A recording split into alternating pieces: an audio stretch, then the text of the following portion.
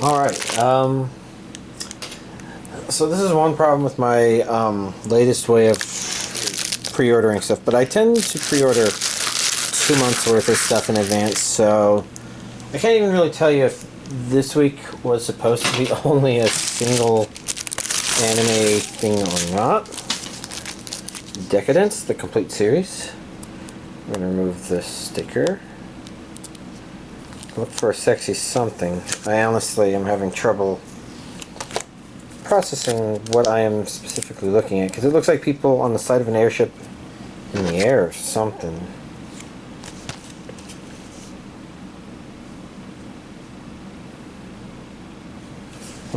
I see regions A and B and English dub, special features, promo videos and commentary.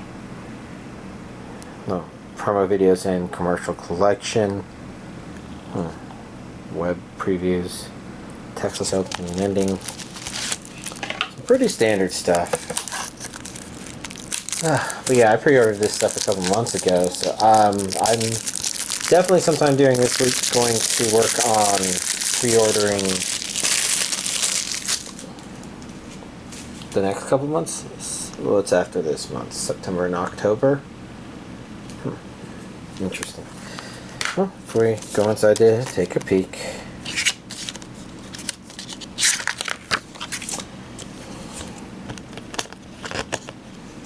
Disc 1 and Disc 2.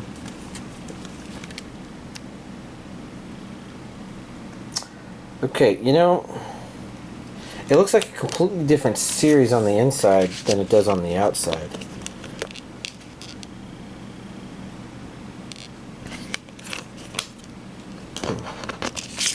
I want to take a look at this side a little bit better.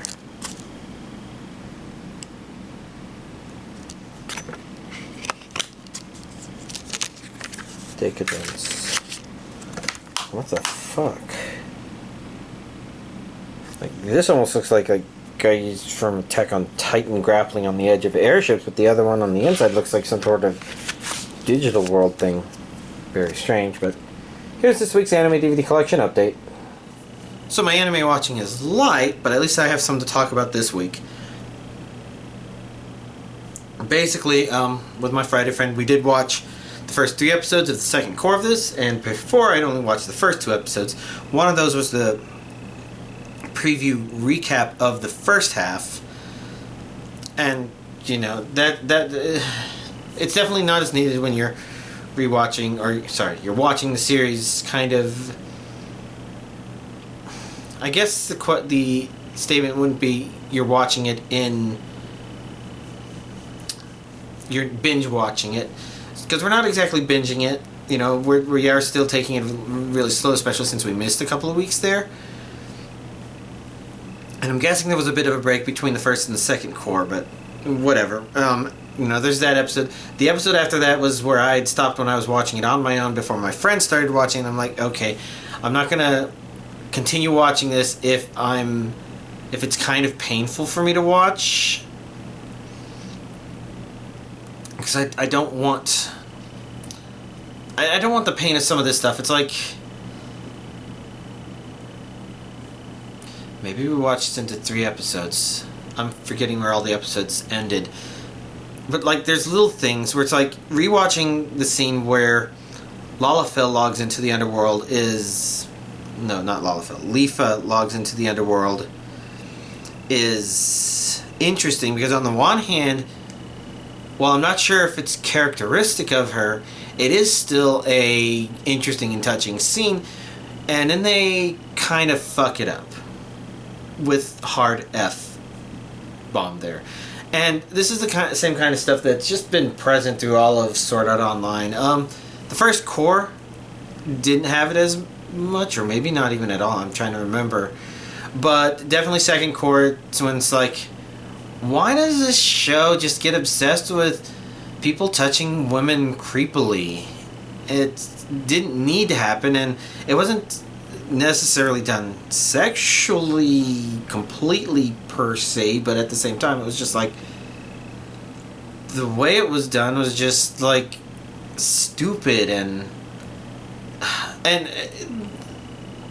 I feel like I'm spoiling it a little bit, but I'm honestly not giving a fucking shit because seriously, they at least introduced this idea that was kind of neat, and they wanted to introduce additional information probably, but they still did a bad job of it in that one scene. And for me, it's even worse just rewatching it because, you know, I can rewatch it remembering thinking, oh, actually this is kind of, oh my god, what are they doing? And so instead I have that dread during the part before. It's like, oh, well, what are they going to do from here? And I said to my friend, well, of course they're going to fuck it up because, you know, that's what they did in that one scene. And it's one of the things that frustrates me with this. Because, again, there are neat things, there are things I'm curious about, but it hurts. Like, one episode ends and it's just like, it doesn't even feel like a natural conclusion to an episode. It feels like they just intentionally timed stuff, and it feels so artificial. And they should know better than that. Actually, I guess we finished the first disc, so we probably watched 4 episodes, so yeah. 3 episodes into the second core, and the recap episode isn't necessarily an episode proper, per se. So we did finally get a little bit further from that, and it at least felt a little less like they shot themselves in the foot with one episode, and less like they are just stuck to this stupid, predictable, artificial flow of things. And at least there's set up for some interesting stuff, and maybe it's okay. But, you know, for the most part, this is definitely not a series that sits very well with me. Some people may enjoy some of the moments of it. It's got a lot of really neat things about it. It's just, it's pushing my buttons for sure. Now, we're not giving up on it by any stretch of the imagination, but I don't know. Every time I feel like I watch it, I feel like there's more for me to bitch about.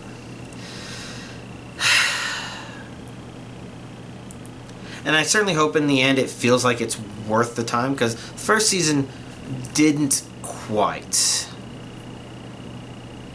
Like, it almost felt like there were a lot of stupid things about the first season of Alicization, but it's like, okay, well, we're at something that's kind of like a conclusion, but it wasn't really a conclusion because it was designed intentionally late into this, and it led with some interesting cliffhangers, which this series, of course, managed to completely fuck up, but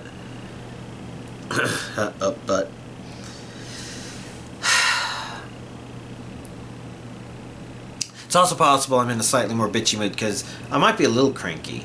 I'm not as sleep deprived as I normally am, but I am recording this a lot later than I normally do, and I am going to start my video processing tonight instead of waiting for tomorrow, because normally I have the entirety of the workday to work on uploading and processing and editing, you know, all that stuff. But I want to do some of it tonight because I'm on PTO this week, which basically means I'm going to be sleeping in until like 11 or 12 tomorrow, and usually that's around the time when the video is ready to be uploaded to YouTube, or hints at being kind of close to it. So for y'all's sake, to make sure I kind of get good timing there, I'm going to try to do some processing tonight. You know, that's kind of the stuff. It just means I might be a little cranky at this exact moment, maybe because I haven't eaten any ice cream yet either. But yeah, Alicization and myself definitely have our conflicts. Next up, and I'm looking at my TV over there to help me remind her. So YouTube, you know, I watch random YouTube videos for this and that, and I did actually, you know, thumb through some Kill la Kill again, and you know, it's kind of interesting because that show also has things where it's just sort of like, does it need to be this sexual? And the answer is no, but it's wearing it because that's kind of what they're intentionally doing. And it's interesting because there are a lot of things about Kill la Kill that would probably be a problem if it wasn't wearing such an unyielding armor of awesome or something like that. I don't know. It's got a really good soundtrack. Really good twist. I actually started flicking through the episodes because it's like, oh yeah, that twist, that was a fun twist. I really liked that twist, and I can't really talk too much about it, but you know, and usually it's not too good that people talk about twists or whatnot. But if you haven't seen Kill la Kill, I think me saying that should be something that's like, oh, okay, that's an interesting reason to watch it. Because otherwise, on its surface, it looks dangerously close to just being, oh, this is a fight of the week sort of show. And it's definitely trying to be a little bit more than that.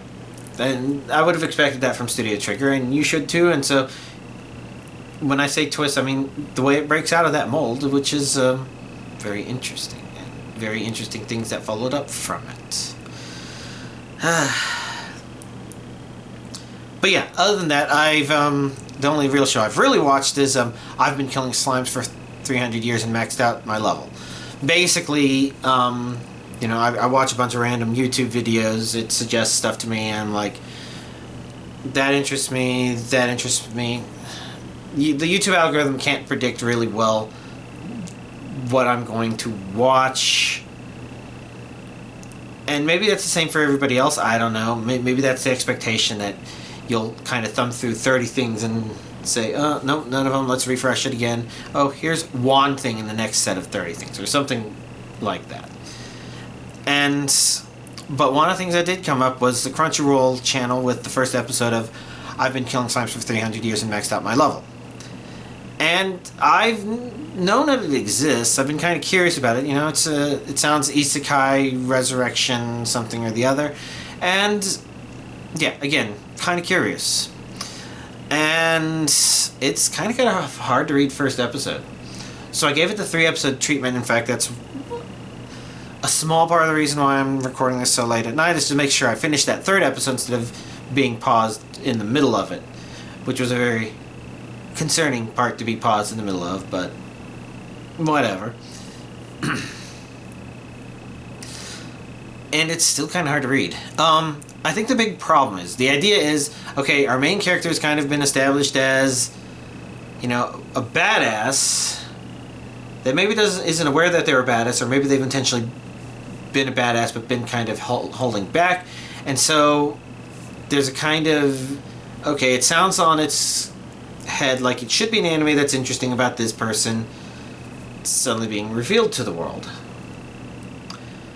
And then first episode plays, and it actually plays with something else that's really interesting, because, again, it says they've been killing slimes for 300 years. So this should kind of tell you, okay, their rules of aging aren't quite the same. And a small spoiler alert, it's because our main character is given an opportunity to be resurrected with a degree of compassion due to the way they died, and they wish for an immortality, and they get to remain young forever. So of course, they're just kind of, the real story is just that they've been supposedly lazing about for 300 years. And I have problems with that, but you can kind of take it as a whatever show. That's an oversight on your part, but it's an oversight that sometimes comes with watching isekai shows, which is, these are medieval fantasy kind of times, and more often than not, it was not very easy living in those kinds of times. In actual medieval times, that is. I mean, we're talking about when we had serfdoms and the vast majority of the human race was farming for a living, and it wasn't easy. And it's kind of easy to kind of portray some isekai stuff as being living out in the country sort of thing for the characters in some ways. And we take that for granted. And this show, I think, just steps on that a little bit harder because, again, it kind of has her doing things where it's just like, those wouldn't be particularly relaxing. They wouldn't be as bad as the Japanese lifestyle that's being put to the forefront as, oh, this workaholic thing is bad. But at the same time, it doesn't strike me as something that should necessarily be as easy as it says it would be.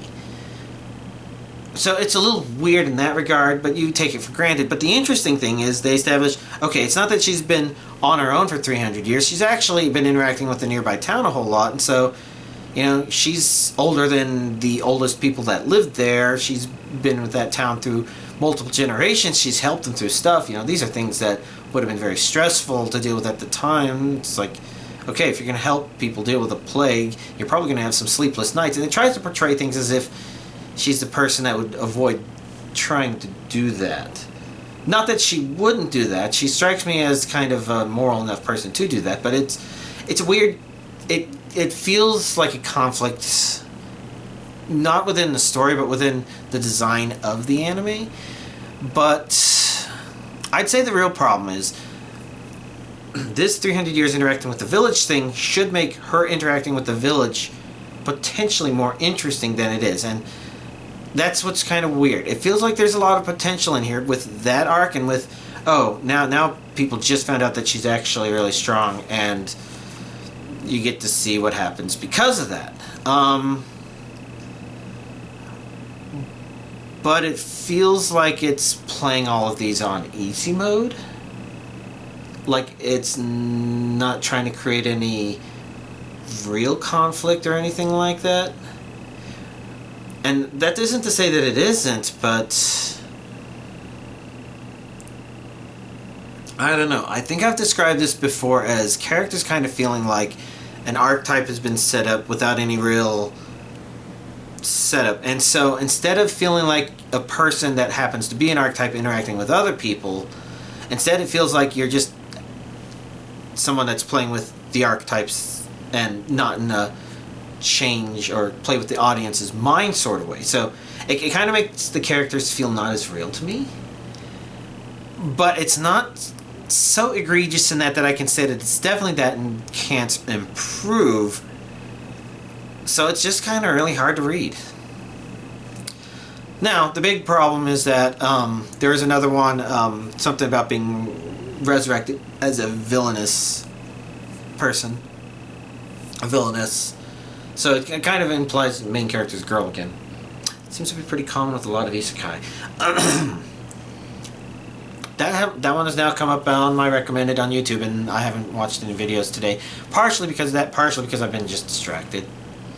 Distracted mostly on VR chat stuff. I'm just trying to get some little things done, but it was a Monday, it's a grocery shopping day, so even though I slept in, I still had some actual work to do. Some home life work to do. But it did mean a steak dinner. I treat myself to steak every other day.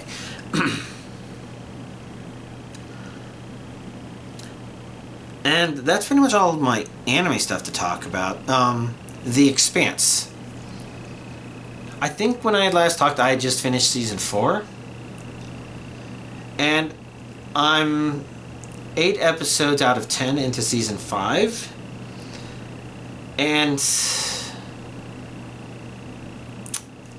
I'm just trying to make sure I say this correctly, because I find it to be weak, but it's not bad. You remember how I say this as if all of y'all have heard me talk about this from the beginning. I talked about how the first season of The Expanse was kind of iffy for me, just because, kind of two main things it put forward, this noir and this political stuff. Those don't interest me too much. There's also this thing about realistic, spacey sort of stuff, and I've complained before about how there are some things about it that aren't quite there, but it's not horrendous. That doesn't tend to grab me specifically either, so there wasn't a whole lot to grab me finishing the first season. There was this space mystery thing going on that's the mystery of the deep space sort of stuff, but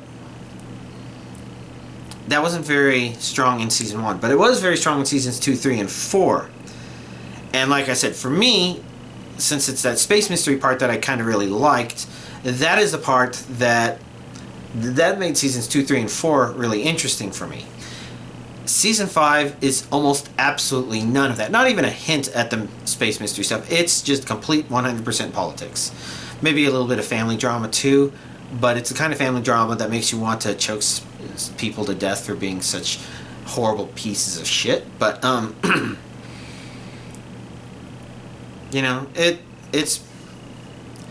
it's not bad. It's something where people who are into that sort of stuff would definitely find it very compelling. And there's, I believe, some of that politics stuff still going on in season 2, 3, and 4. I don't know if I remember how strong it is compared to everything else, because again, that's not the part that makes me interested. But I do notice when the only thing that season 5 is giving is more of that stuff, It's definitely not my own personal preference. But again, the stuff that they do present is, I think for anybody that's even a little bit into some of that stuff, they'd enjoy it. And obviously I still am watching it a little bit here and there because I am curious. And it's not like Alicization, where my curiosity is bringing me into painful things other than getting angry at characters. But I've been angry at characters in this show before. The show's full of people who are not very good people. I think I mentioned that before. Season 5 is no different.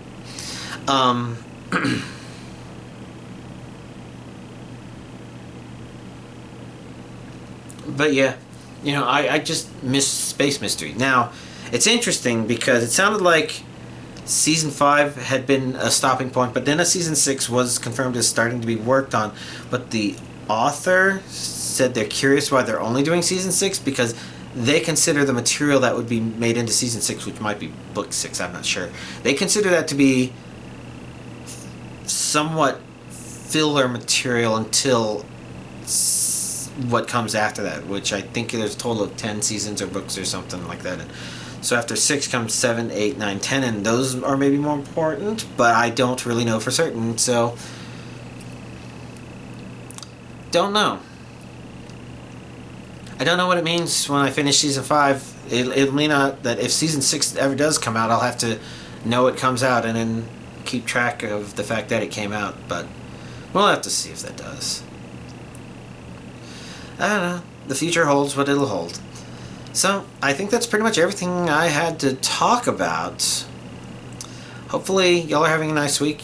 For those of you that aren't on break this week like I am, I hope it's still a pretty tolerable week. You know, we all have to keep doing stuff in general. But other than that, y'all have a nice week.